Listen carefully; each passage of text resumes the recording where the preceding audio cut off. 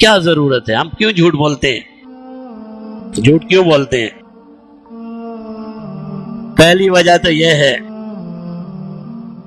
کہ ہم اپنے آپ کو اطمینان اور سکون میں دیکھنا چاہتے ہیں۔ ایک طالب علم ہے چھوٹا سا، بیٹا سبق یاد کیا، ہوم ورک کیا؟ جی کیا نہیں کیا ہوتا۔ آپ آفس میں دیر سے پہنچ گئے اور مالک قدرتی طور پر سامنے آ گیا، بھائی کیوں دیر ہو گئی؟ ایک لمحہ نہیں لگا جھوٹ بولنے میں، وہ جی والدہ کی طبیعت خراب تھی نعوذ باللہ، وہ آج یہ معاملہ ہو گیا تھا، وہ جی ٹریفک بہت جام تھا، میں تو صبح 6:30 بجے نکلا تھا، اگر 6:30 بجے وہ سو رہا ہو، میں تو صبح 6:30 بجے سے نکلا ہوا تھا، مگر ٹریفک اتنا ہو گیا نا جی سر کیا کروں، 2-4 گالیاں حکومت کو بھی دے دی، بناتے ہی نہیں ہے، روڈ ہی ٹوٹے ہوئے۔ عام ہے یہ ہماری زندگی۔ پہلا سبب کیا ہے کہ آپ اپنی زندگی میں اطمینان اور سکون چاہتے ہیں۔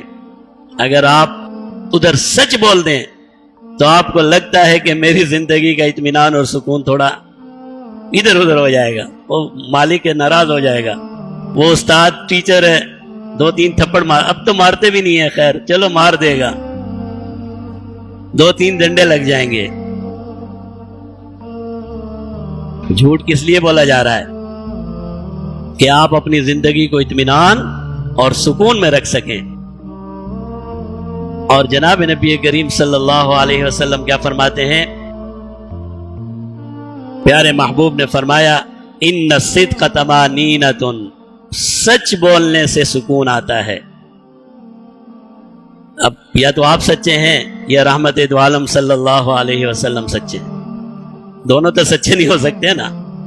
میں نے سکون ڈھونڈا جھوٹ میں، میں نے سکون ڈھونڈا بے اطمینانی میں، میں نے سکون ڈھونڈا ہے غلط بیانی میں، اور میرے محبوب جس کا آپ نے اور میں نے کلمہ پڑھا ہے وہ کہہ رہے ہیں ان الصدق طمانینۃ، سچ بولو، سچ بولنے سے تمہاری زندگی میں اطمینان آئے گا، تمہاری زندگی میں سکون آئے گا، تمہاری زندگی میں راحت آئے گی۔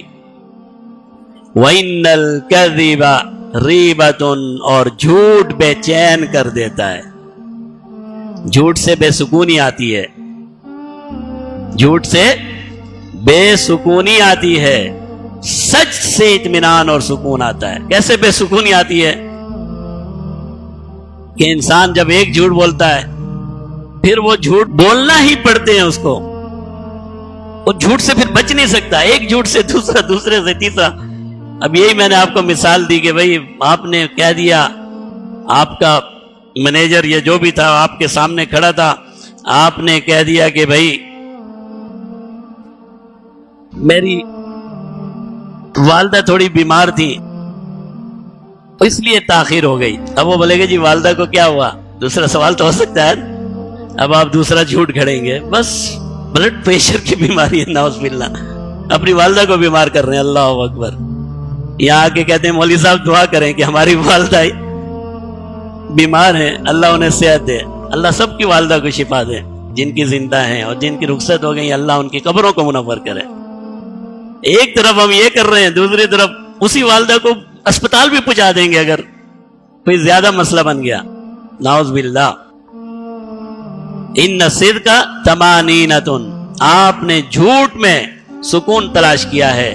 پیارے محبوب صلی اللہ علیہ وسلم فرماتے ہیں جھوٹ میں سکون نہیں ہے، سکون سے رہنا چاہتے ہو تو سچ بولو۔